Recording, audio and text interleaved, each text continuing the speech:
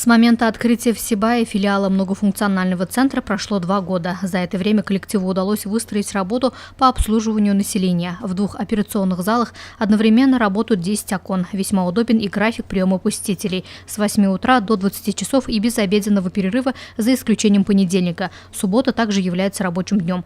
Чтобы не было очередей, у входной двери установлены терминалы. Многие уже успели оценить удобство предоставления услуг МФЦ. Обратилась я сюда, случайно узнала, обратилась 2-й раз. Мне очень понравилось. Здесь очень так быстро, все оперативно делают и очень вежливо обращаются.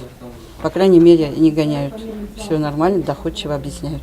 Но я обращаюсь вот 3-й раз, но да, довольно быстро все обслуживание. Я вот 1-й раз, 2-й раз обратилась, девочки очень тактичные, все объясняют, все скажут, все прям молодцы, очень это такие вообще очень внимательные, обаятельные все подскажут, что, куда и как. Я очень довольна, прям спасибо.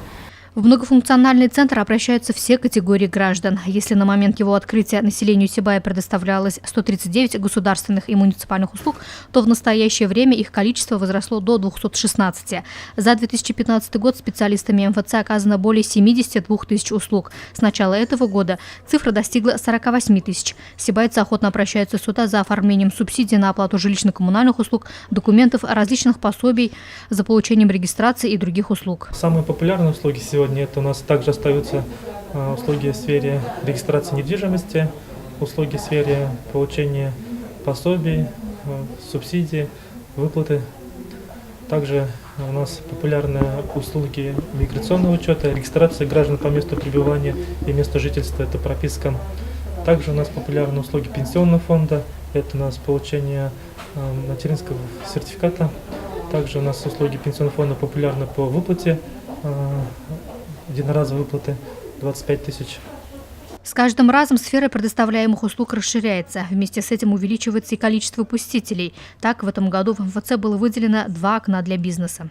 Пока наращиваем перечень предоставляемых услуг. На сегодня он такой обширный, порядка 87 услуг, ориентируют на предпринимателей, в которых там можно получить различные разрешения на строительство, разрешение на ввод в эксплуатацию, получение лицензий, необходимых для осуществления предпринимательской деятельности, ну и помощь при оформлении, начинании оформления своего дела.